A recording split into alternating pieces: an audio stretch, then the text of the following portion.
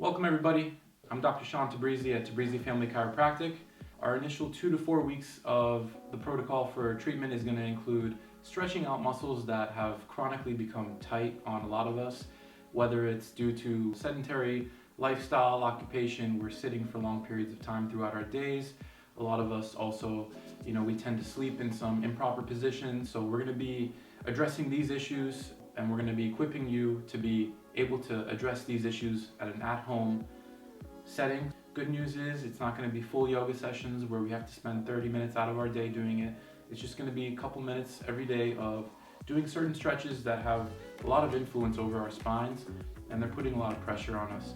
Alright guys, first off we're going to start with addressing the hamstrings as a muscle group. Now this muscle group runs behind the thigh and we've heard of athletes pulling the hamstrings all the time because these muscles like to get tight. They like to pull our hip out of position, and when we overextend them, when they're actually tightened, it could lead to injury. So this group is really important to make sure that we're stretching, especially when we're sitting at a desk, when we're sleeping with our legs bent. These muscles need to be stretched on a daily basis, no matter what age you are. Firstly, I'm going to show you where it attaches. The hamstrings, they attach to the back of your pelvis on the ischial tuberosity right here.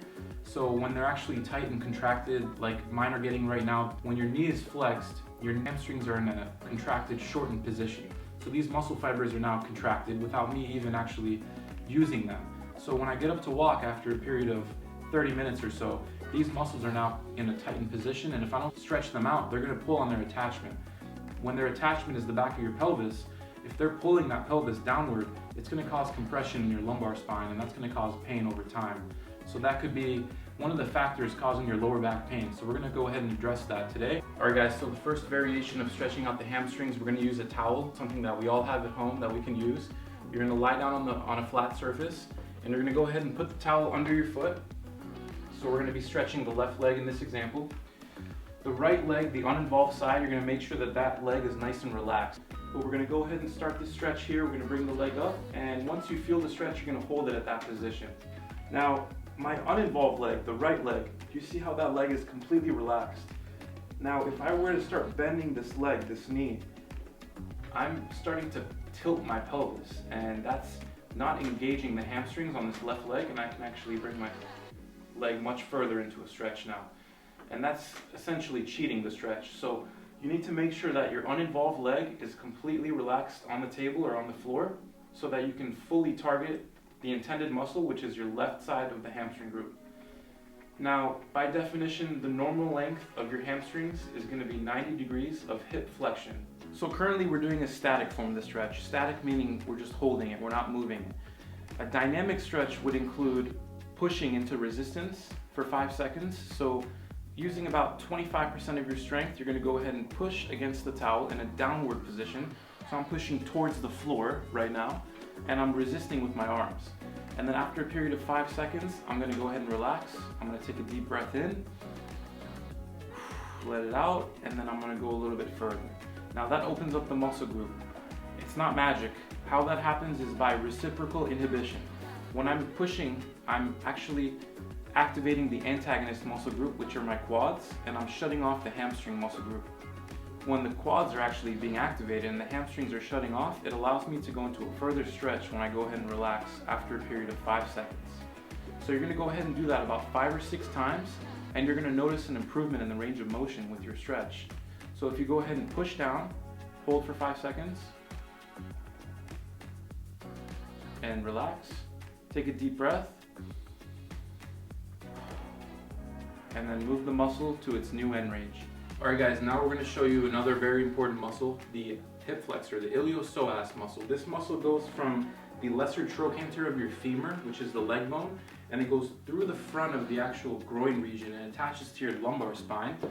So when our hip is flexed, as in when we're seated, our hip is in a flexed position. Now when that's in a sustained position for too long, in that hip flexed position, you're actually going to get contraction of that muscle group without you actually even using it.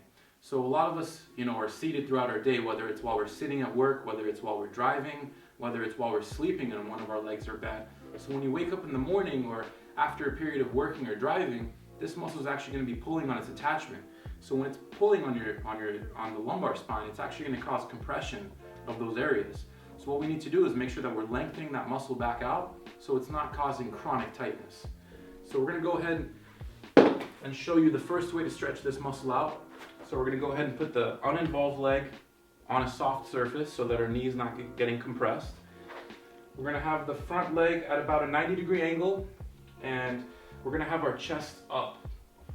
And you're gonna start this back knee as far back as you possibly can so that you're gonna feel the stretch in the front of the hip region right here. Now we're gonna slowly lean forward towards our front knee while keeping the chest up. Toes are gonna be pointing away from us on the uninvolved leg. And once you feel that stretch, you're gonna hold that for about 10 deep breaths, which is gonna account for at least 30 seconds of the stretch. Now, if you feel the stretch on the back side of the leg, that means that you're doing the stretch improperly. So you wanna make sure that you're doing the big key 3 steps. So first, starting this knee as far back as possible, letting this hip sink into the floor with no pressure, keeping your chest nice and upright, and leaning towards your front leg. So another variation of the hip flexor stretch includes doing it on your bed or a table, and you're gonna put your involved leg onto the table or the bed, and you're gonna let your hip go into an extension while you lean with your opposite knee in a forward position, keeping that chest nice and upright. And you're gonna feel that stretch again in the front of the hip region. You're gonna hold for 10 deep breaths or 30 seconds, whichever comes first. So another stretch that's extremely vital for our lower extremity is gonna be the piriformis muscle. This muscle goes from the sacrum right here, which is the lowest part near the tailbone, and it attaches to the femur bone right here and the front side. So it's extremely important to stretch this muscle, mainly because while we're driving, we tend to tighten up in this area. It's gonna be near the glute. So I'm gonna show you the first variation of how to perform this stretch, and it's gonna be in a seated position. So you're gonna go ahead and have a seat. You're gonna put the leg that we're gonna stretch, you're gonna put that ankle over the opposite thigh, and you're gonna let it rest there. With this hand, you're gonna pin down the knee so that the knee doesn't wanna go in an upward position while we're doing the stretch. Now, if you feel the stretch already, you can just hold it in this position. If at this current position you don't feel the stretch in your lateral thigh area, you're gonna wanna continue to pin down the knee with your left hand, and you're gonna forward flex your back without arching your spine forward. This is very important because we wanna maintain a neutral spine without arching our back forward. So it's gonna look something like this. I'm gonna start bringing my back forward. And right about here, I'm starting to feel that stretch. So I'm gonna hold this position for 30 seconds or about 10 deep breaths. Variation number 2 for the piriformis stretch is gonna be laying down flat on your back. So you're gonna start by bending the uninvolved leg and letting it rest there. You're gonna put the side that we're stretching, the ankle of that side, over the thigh, right above the knee of the right leg. Now, if you don't feel the stretch at this point, you can start bringing the heel closer to the glute. If you still don't feel it, what you're gonna do now is you're gonna interlock your fingers underneath your right thigh, like so, and then you're gonna slowly bring the leg up until you feel that stretch. Now I feel it at this point, so I'm gonna hold here for 30 seconds. You wanna make sure that this left knee stays as far down as possible so that you can feel the entire stretch.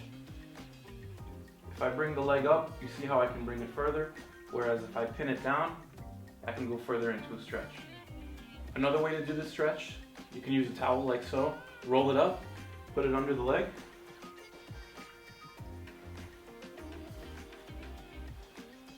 and bring it up. I'm now going to demonstrate another stretch for the piriformis and glute region. You're going to lay flat on your back. You're going to bring your left knee to your right shoulder to stretch the left side. You're going to grab here with your right arm onto your left knee, and you're going to pull that knee up to the right shoulder region, and you're going to feel the stretch on the lateral side of the glute and piriformis area on the left leg. Now, if you want to feel the stretch more, you can stabilize the front of your left pelvis with your left hand by holding down the front of that bone and then continuing the stretch. All right, I'm now going to demonstrate a stretch for the hip adductors or the hip adductor muscle group. These muscles are run on the inner thigh region and they're responsible for bringing your legs together. So what you're going to want to do to lengthen these muscles out is find a table, a bed, a chair, whatever you can put your foot up on like so. And what you're gonna do is you can do it either two ways. You can either bend your torso towards that leg until you feel the stretch, then hold for about 30 seconds, or you can keep your torso upright and bend the uninvolved leg to a point where you start feeling that stretch and hold that position for 30 seconds. Whichever one feels more comfortable to you, go ahead and try it and let me know how that goes.